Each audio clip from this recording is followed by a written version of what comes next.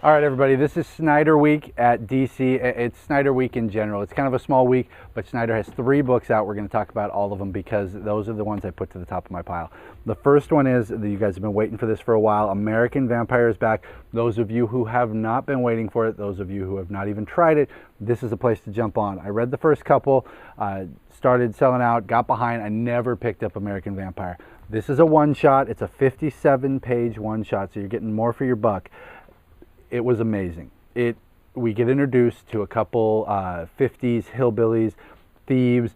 They're out on the road. They're doing their own thing. They're lovers. You know, it's another Romeo and Juliet, Thelma and Louise, get turned into vampires, and it's their story as they're trying to find a cure, get away from the vampire hunters. Really touching story, really well done. In fact, this was probably better than Batman from Snyder this week, which we'll go right into next, because Batman is starting an 11-issue arc, which is going to give us the 0 year of Batman.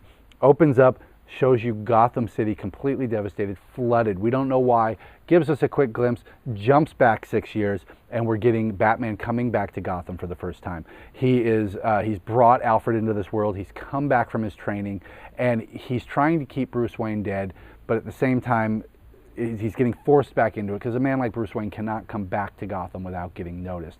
So he's focusing on Batman. Alfred's focusing on Bruce because that's what Alfred does. He keeps him grounded, keeps him in the real world. And it's just giving us a new origin. You might think you're getting a lot of the same. We've seen it before. It is the same, but it's brand new. Typical Snyder, putting a good spin on old concepts. Plus, there is a new 52 villain that we all know that's getting reimagined in this one. But what's also really neat is the very end of this, there's going to be backup stories, and it's going to show you his adventures. It's going to show you what he's been doing out of country, across the world, as he's training for Batman. And the backup story is written by the same gentleman who did American Vampire. All right, this is the one everyone's probably waiting on, and it was really good because it's Jim Lee. It's Scott Snyder.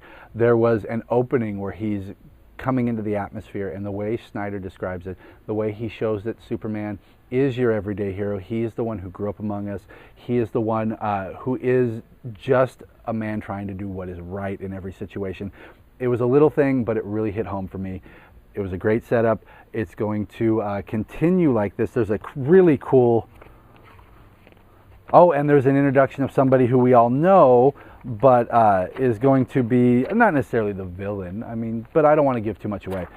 Great spread that pops out as he opens up, and he is destroying satellites which are being thrown into Earth's orbit and hurled at the Earth. To what purpose? We don't know. We find out who's potentially behind it at the end, but with Snyder, I know there's going to be more. There's going to be some twists. There's going to be some turns. So I don't think you'll believe everything you read in this first one. So what else do we have here? Walking Dead 111. If you don't know by now, the trades are out, so I don't care. Glenn was killed in 100. We're 11 issues deep, and I haven't read this one yet, but there better be something going on in this one. There has been so much build-up to the war with this man that if this is another Talking Heads episode, I'm going to write Kirkman a letter. I enjoy him, but I need something to happen. It's been too much of a build-up. Kirkman, come on, buddy. I'll talk to you at Comic-Con as his security ushers me away. X is back out. Basically, well, this is the old World's Greatest Comics, or Comics Greatest World from the 90s that Dark Horse started. X is back, drawn by a local. Brutal Batman, essentially. He doesn't pull any punches. He does what is necessary. We've got Star Wars, more Wood stuff. Killjoys. That one is written by Gerard Way, so that one should be interesting. This one, though, I don't think anything need to be said. That's a success right there. Old property, brought it back. Pulpy Danger, John Byrne, Buffy. We've got more Green Lantern, the new arc, new creators. Oh, this is, everyone loves Madureira. Joe Mad, we'll just call him Mad. Everyone has a different way of saying that. He is on Savage Wolverine this week. There's like 3 covers. There's a Walter Simonson. Oh, yeah, I think it was Walter Simonson. It was beautiful with the original X Factor. No idea why that's on there, but it looked great. Guardians of the Galaxy. That's it. Oh, just speaking of Snyder, I'm not all the way done. You can see my bookmark is in there. But Severed is in trade.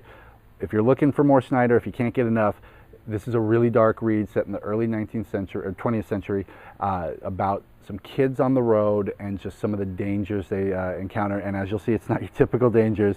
They're on their own. They have no one but themselves to rely on, and things get really dark. So this is a standalone. Oh, Sac City Rollers this weekend, the 15th, 6 o'clock. I'll be there. Superman midnight, non-3D at the Century around the corner on Ethan Way. We'll be there. Come join us. Thank you very much.